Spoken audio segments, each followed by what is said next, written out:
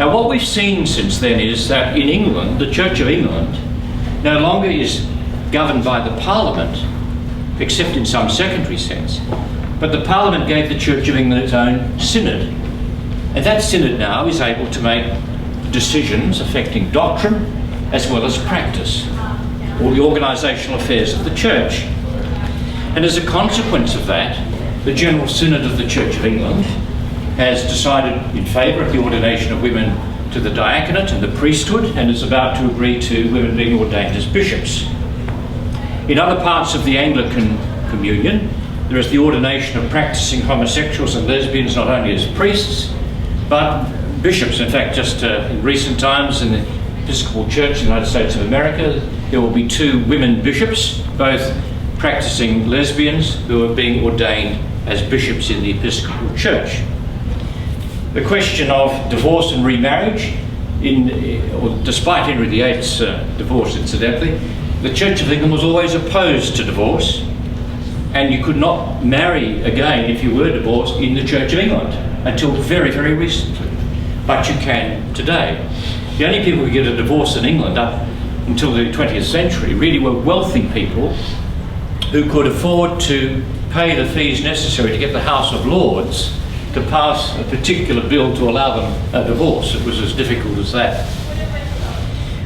In addition to this, many branches of the Anglican Communion, particularly the United States of America, support also abortion. In fact, the Episcopal Church of America quite explicitly so, and contraception. Contraception, you may know, was a break with the Catholic tradition in the 1930 Lambeth Conference. In the Reformation, it was unproblematic. Nobody would have said anything other than contraception was morally wrong. It began to be questioned in the latter part of the 19th century and the early 20th century, and in 1930 the Anglicans broke ranks with the rest of, if you like, worldwide Christianity and permitted contraception.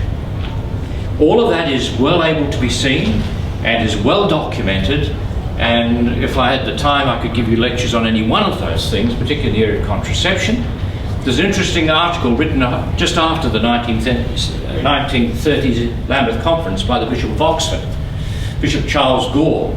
And if I read that to you just now, without telling you anything of the background, you'd think that could have been written by Paul VI. In fact, it was the last gasp of an orthodox Anglican approach to contraception. Kenneth Kirk, who's another great theologian, another Bishop of Oxford around the same time, made similar points. Now, the question I've been asked is, can Anglicans be Catholic? Now, as an Anglican, I would have said, when I was an Anglican, the answer to that is yes. We were Catholic except for the Pope. We had valid bishops, priests and deacons, therefore valid sacraments. We were a proper church, that we believed all the right things, and we found our way through the Book of Common Prayer and the 39 Articles of Religion, jokingly among us lot called the 39 Heresies, and we would say yes, they were consistent with Catholic belief, and we would interpret them through the prism of Tract 90 the way Cardinal Newman would have had it. The only problem was, of course, that Cardinal Newman had seen through his own argument and had repaired to the Roman Catholic Church and was to become a priest and later a cardinal priest. Now, I would have said that then. Let's assume for the purposes of the argument that that was more or less right. I don't think it is anymore, but let's assume that it was. What's happened since? Well, the fact is that the Anglican Church have unilaterally ordained women to the priesthood. And whatever else can be said about the so-called validity of Anglican orders, it is not possible to argue that a woman priest is in fact a priest, whether you're Eastern Orthodox or Western Catholic. It was to introduce into Christianity a novelty. At the Reformation, the Protestant Anglican line was, we are getting rid of innovations. We are simply renovating, getting rid of accretions, new things, and going back to the pristine purity. Now we find the Anglican Church enforcing a new thing, something that the Church had never known before, and that therefore leaves the whole question of the validity of Anglican orders completely up in the air. The second thing about that momentous decision to ordain women, which weighed very heavily with me, was that in the middle 60s, the Archbishop of Canterbury went to have a cup of tea with the Pope, or whatever it is you have in Rome when you see the Pope, and they made an agreement to work towards unity. It was going to be full, organic, Eucharistic community. And that was validated by the Lambeth Conference of 1968. And the terms were that based upon, I'm quoting now, based upon the ancient common traditions, they would work towards unity, culminating in unity at the altar. Based upon the ancient common traditions. Now, one of those ancient common traditions, apart from the Bible and baptism and the Eucharist and those things, was the priesthood. But by 1976, the Anglicans had dishonoured their own word and had unilaterally introduced women into the ordained ministry. Now, you can't say we're going to have a discussion, here's the agreed basis for it, and then over here you secretly go away and you change one of the things that you're saying is the agreed basis upon which any discussion can take place.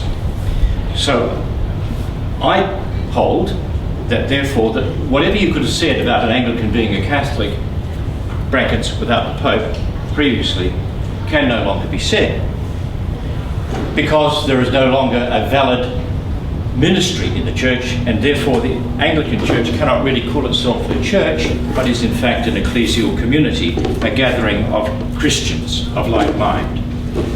Secondly, there has been a major diminution, or shall we say moving away from, Catholic orthodoxy in Anglicanism in my time as an Anglican priest.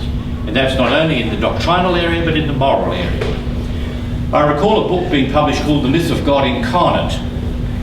I was in England at the time, in a parish in London. And essentially the book was a contribution from theologians, high-ranking theologians, saying that really Christ was not fully God and fully man. Essentially, it was the myth of God incarnate.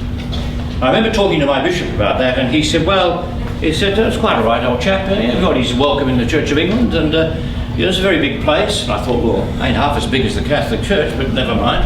It's a very big place, and there's room for everybody. In other words, there was to be not a single bishop came out and said that that book was an heretical book, because it attacked the most fundamental of Christian doctrines, the doctrine of the Trinity, and of course the doctrine of the Incarnation. And I have seen in my time as an Anglican bishops and priests in high positions. There was the Bishop of Durham, who said that the resurrection was just a conjuring trick with bones, and others who simply denied the reality of the physical resurrection of Christ. I'm talking now about basic doctrine here. I'm not talking about anything that anyone might think was peripheral. So, in my view, there's been a diminishing attachment to Orthodox teaching, and therefore a movement away from the so-called Reformation settlement itself. And that brings home, of course, the problem of authority and authenticity. When I saw also that the new liberal church, far from being inclusive, as it said it would be, then set about persecuting traditional Anglicans who held to Orthodox Catholic belief, I worried. And then, of course, we saw an effective schism as large groups of Anglicans moved away and formed what are called continuing Anglican churches, many of them belonging to a worldwide communion of about 500,000 called the Traditional Anglican Communion. In my case, I became a Catholic in 1987, before women were ordained, because for me the issue was the fundamental question of authority. Who would have the authority to make fundamental decisions about what the Bible means, about what tradition means, what is in fact to be regarded as orthodox? But I'm not here to talk about that today. When I came to Sydney in 2000 and whenever it was I came to Sydney, soon after that, a year or so after that, I was approached by a group of Anglicans from the Traditional Anglican Communion, one of whom was the primate. And they asked if they could take me to lunch. I once had a nickname called Sir Lunch-a-Lot, so I thought, I'm never one to say no to a good lunch, so I said, yeah, absolutely, I'd like to help you out by having lunch with you. And we went to Liana's restaurant, which is in Church Street, Parramatta, on the corner of Phillip Street. There you have an actual place.